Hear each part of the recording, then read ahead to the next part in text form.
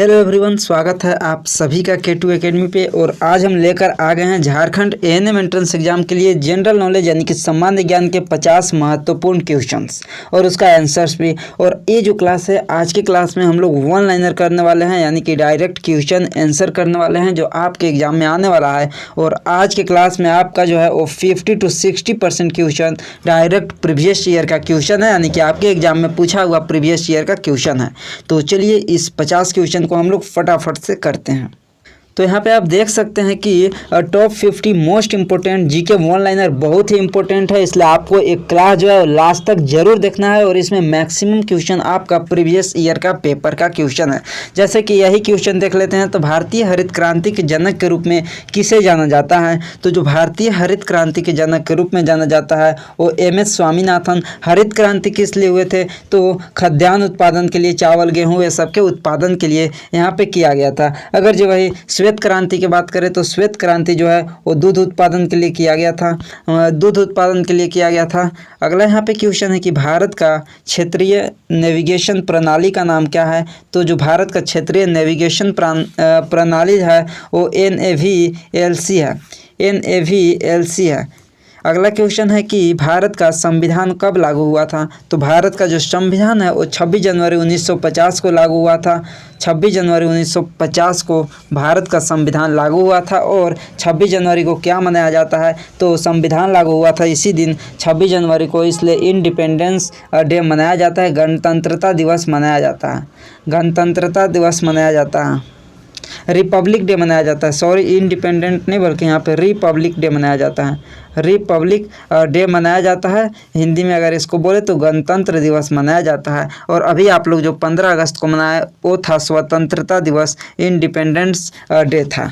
अगला यहाँ पे क्वेश्चन है कि यहाँ पे क्वेश्चन नंबर 4 है कि भारत के नियंत्रक एवं महालेखा परीक्षक की नियुक्ति कौन करता है? तो भारत के जो नियंत्रक एवं महालेखा परीक्षा CAG कंप्यूटरल एंड ऑडिटर जनरल का जो नियुक्ति करता है वो भारत का राष्ट्रपति करता है। ये भी प्रीवियस ईयर सारा question maximum to maximum question हम 30 से 40 क्वेश्चन बोल सकते हैं कि आज के क्लास का डायरेक्ट प्रीवियस ईयर का क्वेश्चन है। अगर आप एक क्लास कर लेते हैं यानी कि आप प्रीवियस ईयर का क्वेश्चन सोल्व कर लिए।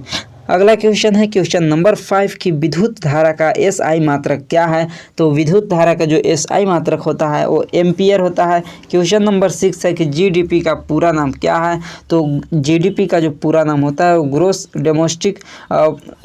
डोमेस्टिक प्रोडक्ट होता है, यानी कि सकल घरेलू उत्पाद होता है। क्वेश्चन नंबर 7 है कि लोकसभा सदस्य बनने का न्यूनतम आयु कितनी होती है? तो लोकसभा सदस्य बनने की न्यूनतम आयु जो है वो 25 वर्ष होती है, 25 वर्ष। क्वेश्चन नंबर 8 है कि मौलिक अधिकार भारतीय संविधान के किन अनुच्छेदों में है? तो ये तो कितना बार करा चुके हैं कि अनुच्छेद 12 से 35 के अंदर दिया गया है मौलिक अधिकार। आर्टिकल 12 to 35 के बीच में यहाँ पे आपको मिल जाएगा। क्वेश्चन नंबर 9 है कि भारत की मानक मध्याह्न रेखा कितने देशांतर पे है? तो 82 डिग्री एंड 30 यहाँ पे पूर्व के डिग्री पे यहाँ पे है देशांतर रेखा। अगला क्वेश्चन है कि कर्क रेखा भारत के किन क्षेत्रों से होकर गुजरती है? तो जो कर्क रेखा है वो भारत के गुजरात से मिजोरम तक होकर गुजरती है एंड टोटल भारत के 7 राज्यों से होकर गुजरती है। अगर जो इसका ट्रिक की बात करते हैं तो आप ट्रिक इसका याद रख सकते हैं, गमछी झार मित्र, गमछी झार मित्र, यानी 3 2 5 और 2 7 ग से यहाँ पे गुजरात होता है, मध्य प्रदेश, छत्तीसगढ़, झारखंड, राजस्थान, मिजोरम और एक और यहाँ पे राज्य है त्रिपुरा। शायद यही जो 7 स्टेट है यहाँ से जो कर्क रेखा है वो होकर गुजरती है।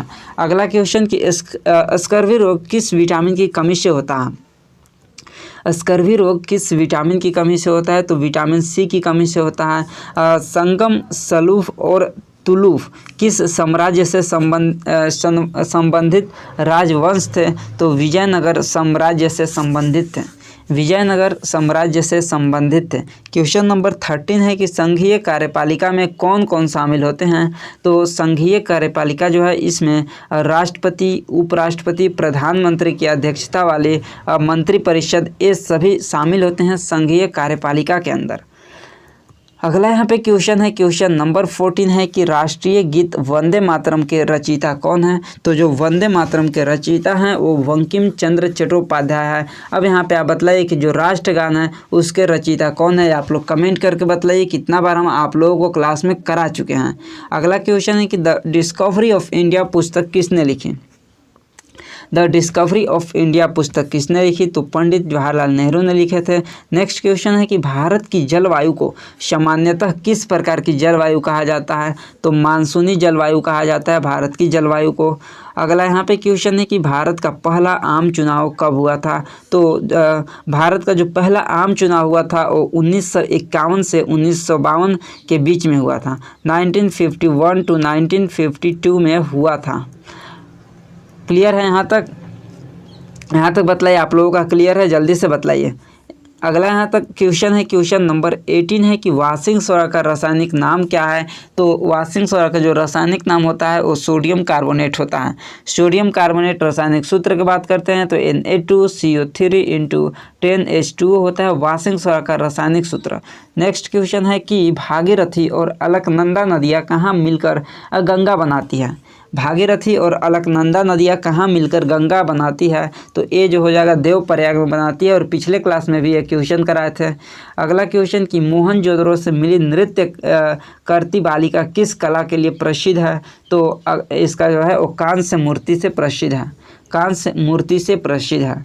नेक्स्ट क्वेश्चन है कि कोणार्क का सूर्य मंदिर किस स्थापत्य शैली का उत्कृष्ट उदाहरण है। तो जो कोणार्क का सूर्य मंदिर है वो कलिंग शैली का उदाहरण है, कलिंग शैली का उत्कृष्ट उदाहरण है। ऑप्शन तो है नहीं, वन लाइनर ही है, तो कलिंग शैली हो जाएगा इसका राइट आंसर। नेक्स्ट क्वेश्चन है, क्वेश्चन नंबर 22 कि कपास किस प्रकार की फसल है। तो कपास जो है एक खरीफ फसल है। अगला क्वेश्चन है कि विश्व का एकमात्र तैरता हुआ राष्ट्रीय उद्यान कौन सा है। विश्व का एकमात्र तैरता हुआ राष्ट्रीय उद्यान कौन सा है। तो केबुल लामजाओ राष्ट्रीय उद्यान, केबुल लामजाओ राष्ट्रीय उद्यान यानी कि केबुल लामजाओ नेशनल पार्क। वन्यजीव संरक्षण अधिनियम भारत में किस वर्ष पारित हुआ। वन्यजीव संरक्षण अधिनियम जो है वो भारत में 1972 में पारित हुआ, 1972 में पारित हुआ। नेक्स्ट क्वेश्चन है कि साबरमती नदी का उद्गम कहाँ होता है। साबरमती नदी का उद्गम कहाँ होता है बतलाइए। और एक क्वेश्चन नंबर 25 है, यानी कि यहाँ तक आप लोगों का 25 क्वेश्चन कंप्लीट हुआ। यहाँ तक किसी को कोई भी डाउट वगैरह है तो जल्दी से बतलाइए। तो इसका जो राइट आंसर हो जाएगा अरावली पहाड़िया से इसका साबरमती नदी का उद्गम स्थल है। क्लियर है यहाँ तक। नेक्स्ट क्वेश्चन है, आप लोग अभी तक जितना भी ये क्वेश्चन कर रहे हैं सारा क्वेश्चन प्रीवियस ईयर का क्वेश्चन है, सारा question previous year Jharkhand ANM entrance exam का क्वेश्चन है जो कि आपका 2024 का क्वेश्चन है, 2025 का क्वेश्चन है एंड नेक्स्ट अभी आप लोगों का 2026 में होने वाला है, तो उसके लिए भी आप लोगों को इम्पोर्टेंट क्वेश्चन है।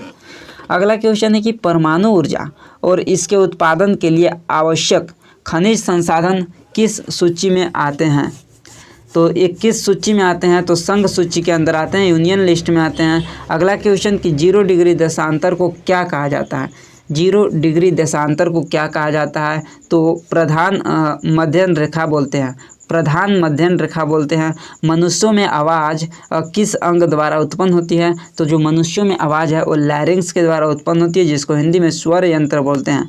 लैरिंग्स के द्वारा आपको इंग्लिश वाला ही दिया जाएगा लैरिंग्स, और हिंदी अगर दिया जाएगा स्वर यंत्र तो आप सारे लोग बता ही देंगे, तो लैरिंग्स आपसे पूछा जाएगा। अगला क्वेश्चन है कि विश्व व्यापार संगठन WHO यानी कि वर्ल्ड ट्रेड ऑर्गेनाइजेशन की स्थापना कब हुई थी। तो जो वर्ल्ड ट्रेड ऑर्गेनाइजेशन है उसकी स्थापना 1 जनवरी 1995 को हुआ था, 1 जनवरी 1995 यानी 1995 को हुआ था। एंड नेक्स्ट क्वेश्चन है कि यूक्रेन की सांसद का नाम क्या है। यूक्रेन की जो सांसद है उसको क्या बोलते हैं। तो वेरखोना राडा बोलते हैं उसको। अगला यहाँ पे क्वेश्चन है, क्वेश्चन नंबर 31 की विश्व जल दिवस कब मनाया जाता है। विश्व जल दिवस कब मनाया जाता है। तो 22 मार्च को विश्व जल दिवस मनाया जाता है। अगला क्वेश्चन की ताशकंद घोषणा भारत और पाकिस्तान के बीच किस वर्ष हुई थी। तो ताशकंद जो घोषणा है वो भारत और पाकिस्तान के बीच 1966 में हुआ था, 1966 में। पेट में पाया जाने वाला प्रमुख गैस्ट्रिक अम्ल कौन सा है।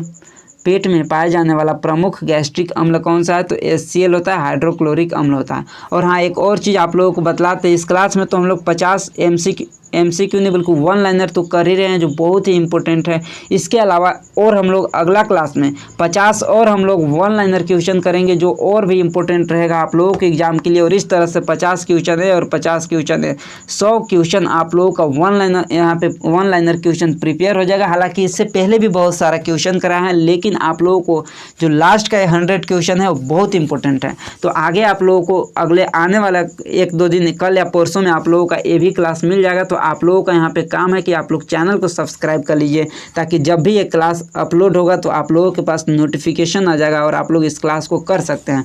तो आप लोगों को चैनल को सब्सक्राइब करना है, जो नोटिफिकेशन होता है उसको ऑल पे प्रेस कर देना है, ताकि आप लोगों के पास इसका मैसेज आ जाए, नोटिफिकेशन आ जाए क्लास का।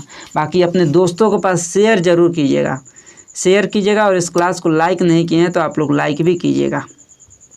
चलिए अगला क्वेश्चन है, यहाँ पे क्वेश्चन नंबर 34 है कि चंद्रयान 3 को किस प्रक्षेपण यान से लॉन्च किया गया था? बतलाइए, चंद्रयान 3 को किस प्रक्षेपण यान से लॉन्च किया गया था? तो इसको जो लॉन्च किया गया था वो LVM-3M4 से इसको लॉन्च किया गया था, LVM-3M4 से लॉन्च किया गया था।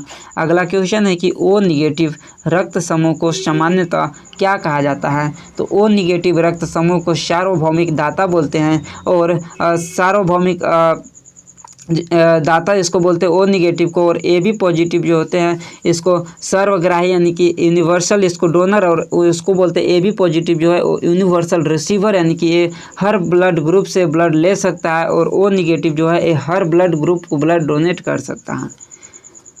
अगला क्वेश्चन यहाँ पे है कि सौरमंडल का ग्रह नहीं होने वाला पिंड कौन सा है? सौरमंडल का ग्रह नहीं होने वाला पिंड कौन सा है? तो चंद्रमा जो है वो सौरमंडल का ग्रह नहीं है। अगला क्वेश्चन कि भारत का पहले मुख्य निर्वाचन आयुक्त कौन थे? तो भारत के जो पहले मुख्य निर्वाचन आयुक्त थे वो सुकुमार सेन थे। कौन थे? तो सुकुमार सेन थे। अगला क्वेश्चन यहाँ पे है क्वेश्चन नंबर 38 की प्लेग किस प्रकार के सूक्ष्म जीव से होने वाला रोग है? जो प्लेग होता है वो किस प्रकार के सूक्ष्म जीव से होते हैं? तो ये बैक्टीरिया के द्वारा होते हैं, यानी कि ये बैक्टीरियल डिजीज होता है प्लेग। अगला क्वेश्चन कि दुनिया का सबसे बड़ा दूध उत्पादन देश कौन सा है? तो दुनिया का सबसे बड़ा दूध उत्पादन देश जो है वो इंडिया है, भारत है। अगला क्वेश्चन है क्वेश्चन नंबर 40 की आर्य समाज के संस्थापक कौन थे? आर्य समाज के संस्थापक कौन थे? स्वामी दयानंद सरस्वती आर्य समाज के संस्थापक थे। अगला क्वेश्चन है कि 2024 पुरुष एकल विंबलडन चैंपियनशिप किसने जीती थी? तो जो 2024 के अंदर पुरुष एकल विंबलडन चैंपियन जीती थी वो कार्लोस अल्कराज ने जीते थे। अगला क्वेश्चन कि झारखंड राज्य का गठन कब हुआ था? तो झारखंड राज्य का जो गठन है वो 15 नवंबर 2000 ईस्वी को हुआ था। नेक्स्ट क्वेश्चन कि झारखंड राज्य का राजकीय पशु कौन सा है? तो झारखंड का जो राजकीय पशु है वो हाथी है। झारखंड राज्य का राजकीय वृक्ष कौन सा है? तो राजकीय वृक्ष जो है वो साल है। झारखंड राज्य का राजकीय फूल कौन सा है? तो राजकीय फूल जो है वो पलाश है। अगला क्वेश्चन है कि झारखंड राज्य का राज्य पक्षी कौन सा है? तो कोयल है। एंड नेक्स्ट क्वेश्चन कि झारखंड में जादूगोड़ा किस खनिज के लिए प्रसिद्ध है? झारखंड में जो जादूगोड़ा है वो किस खनिज के लिए प्रसिद्ध है? तो यूरेनियम के लिए प्रसिद्ध है। किसके लिए? यूरेनियम के लिए प्रसिद्ध है। अगला क्वेश्चन है यहाँ पे क्वेश्चन नंबर 48 है कि उलगुलान आंदोलन का नेतृत्व किसने किया था? उलगुलान आंदोलन का नेतृत्व किसने किया था? तो बिरसा मुंडा ने। एंड नेक्स्ट क्वेश्चन कि हुंड्रू का जलप्रपात किस नदी पे स्थित है? तो स्वर्ण रेखा नदी पे। एंड देन लास्ट क्वेश्चन है क्वेश्चन नंबर 50 कि झारखंड का सबसे ऊंचा पर्वत शिखर कौन सा है? तो झारखंड का सबसे ऊंचा पर्वत शिखर जो है वो पारसनाथ। और एक क्वेश्चन आप लोगों के लिए जो कमेंट करके बतलाना है कि भारत का सबसे ऊँचा पर्वत कौन है? भारत का सबसे ऊंचा पर्वत कौन है? भारत का सबसे ऊंचा पर्वत कौन है? आप लोगों को कमेंट करके बतलाना है। बाकी क्लासेस भी आप लोगों को चल रहा है, तो आप लोग भी क्लासेस करते रहिए। प्रीवियस ईयर का भी क्वेश्चन सोल्यूशन चल रहा है, तो उसको भी आप लोग कीजिए। प्लेलिस्ट में सारा क्लासेस मिल जाएगा, तो आप लोग प्लेलिस्ट में जाकर चेक कर सकते हैं। बाकी मिलते हैं हम अगली क्लास में।